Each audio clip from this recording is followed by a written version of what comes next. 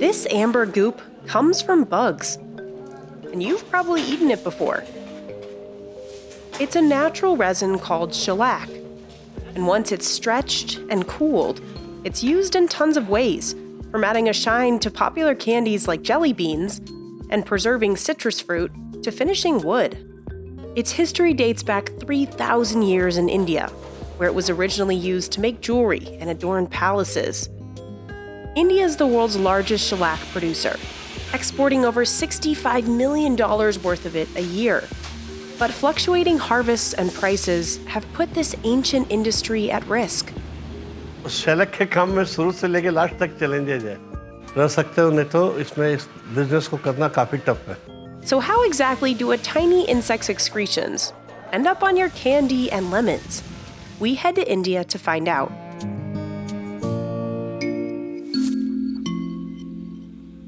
The Caryolaca insect is teeny, barely big enough to see with the naked eye. In June, farmers implant broodlac, or the mamas, onto new tree branches. Their babies will hatch and spread out. As they suck the tree's sap, the females secrete an amber-colored resin. When it hits the air, it hardens, creating a protective nest. This is what becomes valuable shellac. This curved knife, called a dauli, is the most important tool for farmers like Turlen Dan.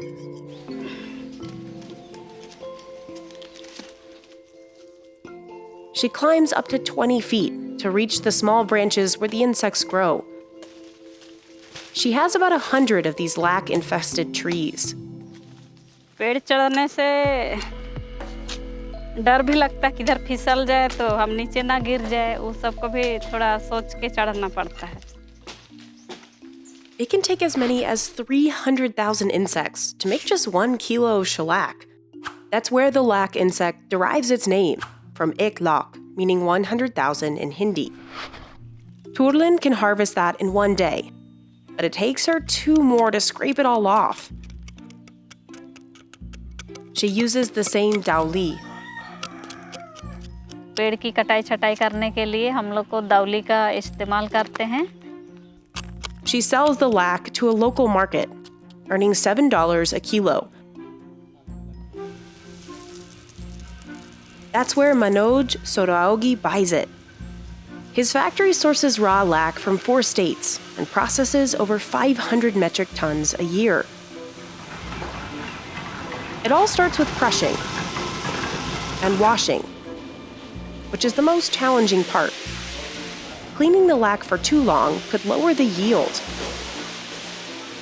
और अगर आपने कम wash कर दिया तो आपकी quality बहुत inferior हो जाएगी इसीलिए उसको आपको पूरा मेंटेन करने के लिए परफेक्ट वॉश करना चाहिए Then the lac has to dry to prevent mold and make it easier to extract the resin. During winters, Manoj's staff leaves the lac in this yard for an hour and a half. In hotter months, it takes about half the time. They have to watch it closely, since too much heat can turn it black. That's considered low quality and won't fetch as much money. ज़्यादा heat पड़ने से क्या है कि वो जमने लग जाता है इसीलिए इसको तुरंत ही उठा के ज़्यादा लेबर लगा के तुरंत उठाना पड़ता है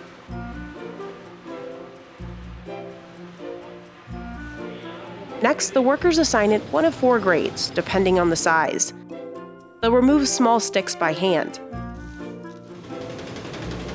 This machine separates any remaining stones from the mix. अगर इसको क्लीनिंग नहीं करेंगे तो इसमें काफ़ी ज़्यादा इम्प्यूरिटीज हो जाएंगी मेल्ट करने में भी प्रॉब्लम आता है इसलिए इसको क्लीनिंग करना जरूरी है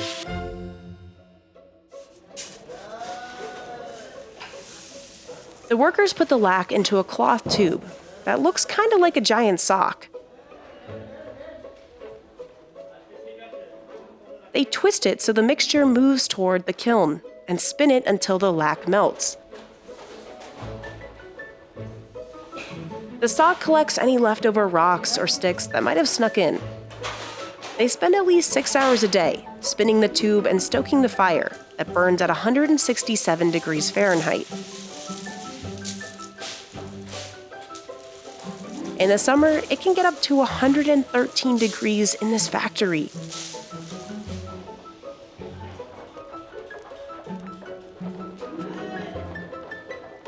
These symmetrical circles are called button shellac, which are used to make bangles.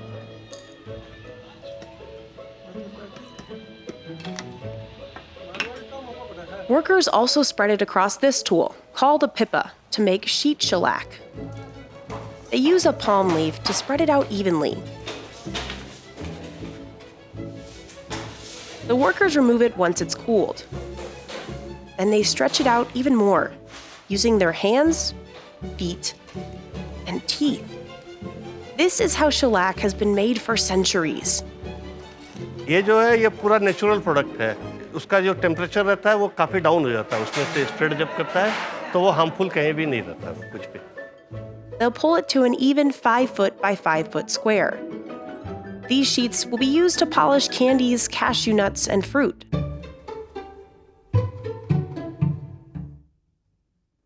Machines have largely replaced the traditional hand-stretching method. This one presses out thin sheets, sort of like a pasta maker. It processes most of the factory's lac, making shellac 4 times faster than by hand stretching. The workers give it one quick tug and then rip it off. They'll hang it up to harden and cool, and then chop it into hair-thin pieces. These will stiffen into shards, exported around the world. Manoj can sell the refined shellac for almost double what he paid for it.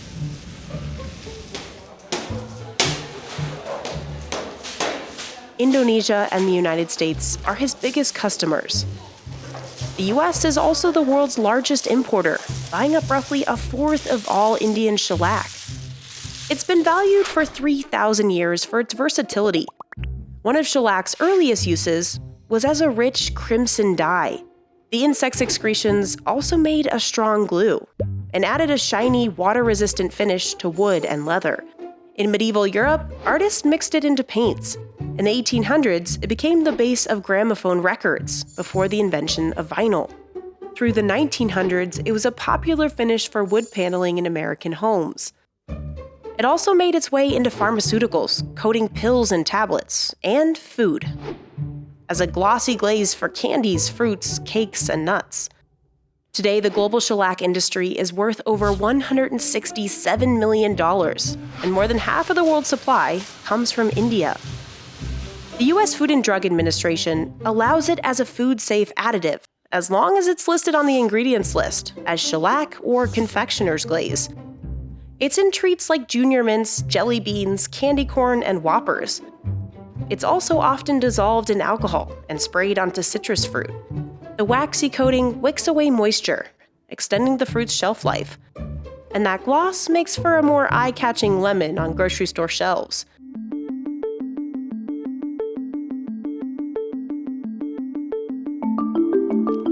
Thousands of people in Turlen's village depend on shellac for a living, but the price has fluctuated a lot. In 2022, Turlen could make $12 a kilo. Now the price is half that. So she started farming ducks for additional income. She also grows rice and vegetables. That's because raising the storied insects has gotten a lot harder, largely due to the climate crisis. Intensifying rainstorms have washed lac off tree branches and led to fungal infestations. More extreme heat is drying up the trees that are the insect's main food source. समझ आने तक कि इसमें क्या करना है, कीड़े मर जा रहे हैं. Vijay Kumar Vidu works for an NGO that helps farmers research why their insects are dying. जहाँ पहले किसान इस तरह से अपने बारे में बताते थे कि जब मैं लाह का काट के लाता था तो पूरा घर भर जाता था. आज के समय में उन्होंने इसकी खेती कम की है. His organization educates farmers on the benefits of using fungicides, which can increase lac production. अभी जो पहले नेचुरल लाह होने का ये था, अभी उसको बोल सकते हैं कि साइंटिफिक लाह हो रहा है.